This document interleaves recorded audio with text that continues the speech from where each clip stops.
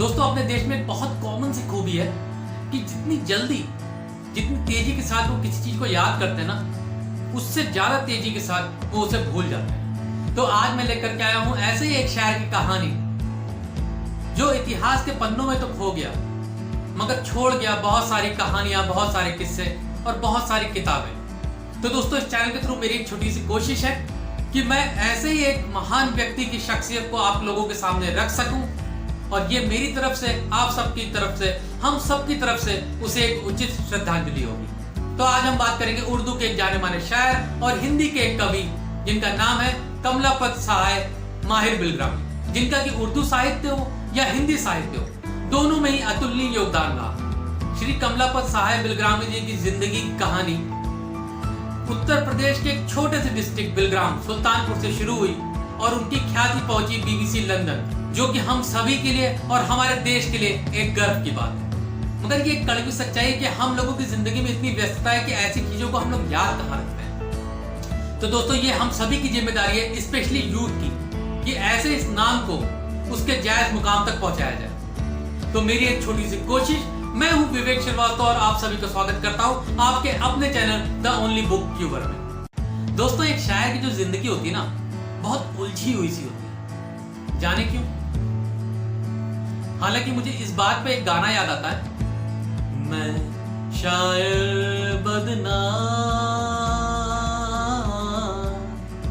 हो, मैं चला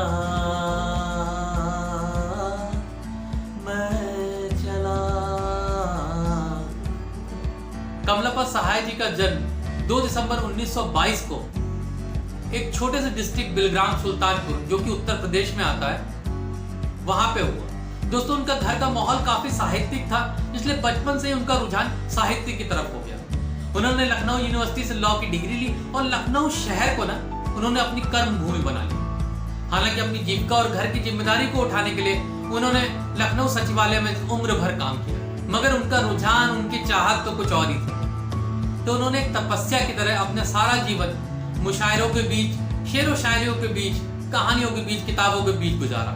उन्होंने जिंदगी में बस एक छोटी सी गलती की, जो कि उनके आसपास के लोगों का कहना है, जो उन्हें भली भांति तरीके से जानते हैं, कि उन्होंने जो कुछ भी लिखा ना, बड़ा बेपरवाह होकर लिखा, चाहे वो गजल हो या कविताएं।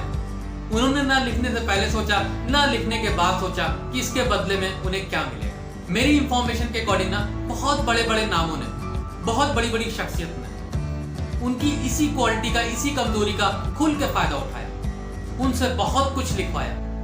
अपने जीवन काल में ना वो बहुत सारी किताबों के ऑथर रहे, मगर 7 किताबों के लिए ना उन्हें रिवॉर्ड दिया गया, मतलब उन्हें खिताब से नवाजा गया, जो अपने आप में एक मिसाल है। उनकी पहली किताब जिसे खिताब से नवाजा गया, उसका नाम है खानदाए गुल, जो कि राष्ट्रीय एकीकरण, मतलब नेशनल इंटीग्रेशन के ऊपर लिखी कविताएं हैं। और उस किताब को यूपी एजुकेशन डिपार्टमेंट की तरफ से नवाजा गया।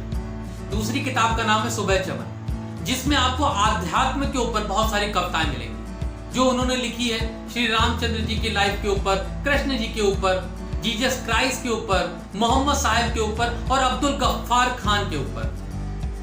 और उसमें कुछ आपको गजलें भी मिलेंगी। और इसे यूपी के उर्दू एकेडमी ने खिताब दिया 1983 में। तीसरा नाम है शाम खफस, इसे भी यूपी के उर्दू एकेडमी ने ना 1985 में रिवॉर्ड किया। चौथी किताब है 1 और 1 11, जो कि एक कविताओं का संग्रह है। ये कविताएं लिखी गई हैं नेशनल इंटीग्रेशन के ऊपर, मतलब राष्ट्रीय एकीकरण के ऊपर। इसे फिर से यूपी उर्दू एकेडमी द्वारा 1987 में रिवॉर्ड किया गया। 5वीं किताब है समन सरखुशी, जो कि जीवन दर्शन के ऊपर कविताओं का संग्रह है, और इसे फिर से यूपी उर्दू एकेडमी द्वारा 1989 में रिवॉर्ड किया गया। और 6ठी किताब है शख्स यास्मी, जो कि प्यार के ऊपर लिखी गई एक सुंदर कविता है और कुछ गजलों का संग्रह भी, और इसे फिर से यूपी के उर्दू एकेडमी द्वारा 1991 के लिए रिवॉर्ड किया गया। और 7वीं किताब है खदंगे नास, जो कि गजलों का संग्रह है, और अगेन इसे यूपी के उर्दू एकेडमी द्वारा 1995 में रिवॉर्ड किया गया। और ऐसे उर्दू शायर ने दूरदर्शन के ऊपर जो एक प्रोग्राम आता था अवध पंच, उसमें भी उसने अपने नाम का परचम फहराया और उन्होंने ऑल इंडिया रेडियो में भी 1950 से लेकर के 1990 के बीच में बहुत सारे प्रोग्राम दिए। साहित्य संगम संस्थान जो कि लखनऊ में स्थित है, उसमें उन्होंने एज ए वाइस प्रेसिडेंट अपना बहुत बड़ा योगदान दिया। उनकी एक कविता जिसका नाम है हिंदुस्तानी सिपाही और उनके जौहर, उसका प्रसारण BBC लंदन तक में हुआ। BBC लंदन द्वारा उनको एक लेटर लिखा गया जिसकी एक झलक मैं आपके सामने रख रहा हूँ। आज उनकी एक हिंदी साहित्य की किताब जिसका नाम सुरभि है, वो मेरे हाथ लग गई, जिसका जिक्र 23 अक्टूबर 2003 के दैनिक जागरण के कॉलम में हुआ।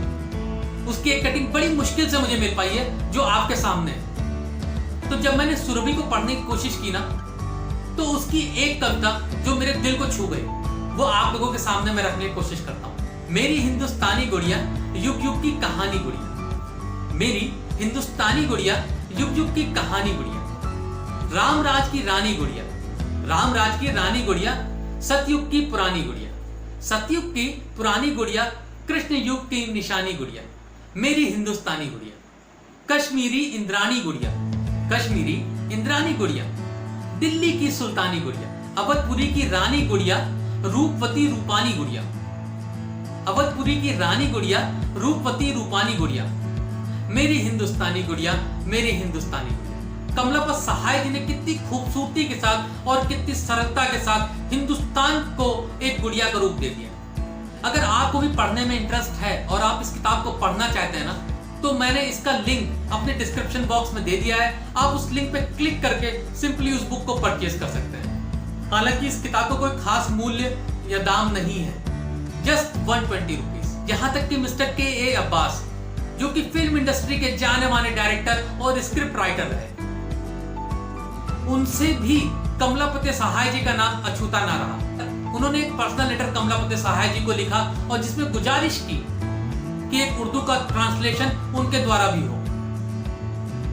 उस पुराने लेटर की एक फोटो मैं आप लोगों के सामने रख रहा हूं। एक ऐसा ही असाधारण व्यक्ति साधारण व्यक्तित्व के साथ बेपरवाह होकर जिंदगी भर बस लिखता रहा और उनके बीच रह रहे जाने कितने लोग कितना नाम कमा गए, कितना दाम कमा गए। इसीलिए उनके पास इतना बड़ा नाम और दाम न होते हुए भी, हालांकि जिसके वो हकदार थे, मगर परिवार के मामले में वो बहुत ही अमीर है।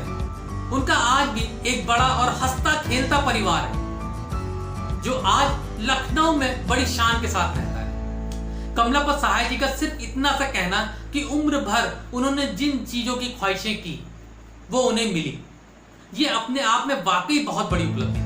यहाँ तक कि फिल्म जगत के नौशाद जी और कैफिया आजमी जी जो आज भी किसी परिचय के मोहताज नहीं है, उनसे भी कमलापत सहाय जी का परिचय अछूता ना रहा। तो कमलापत सहाय जी के बारे में जो भी जानकारी मुझे मिली, वो मिली उनके छोटे बेटे द्वारा और उनकी धर्मपत्नी द्वारा, जिनका नाम है मिस्टर अरुण बिलग्रामी और उनकी धर्मपत्नी का नाम है मिसेस रश्मि बिलग्रामी। तो इस चैनल के थ्रू सबसे पहले मैं इन दोनों को बहुत बहुत धन्यवाद कहना चाहता हूँ। असाधारण कौशल के धनी एक महान व्यक्ति की कहानी मेरी जुबानी आपके अपने channel the only book tuber पर।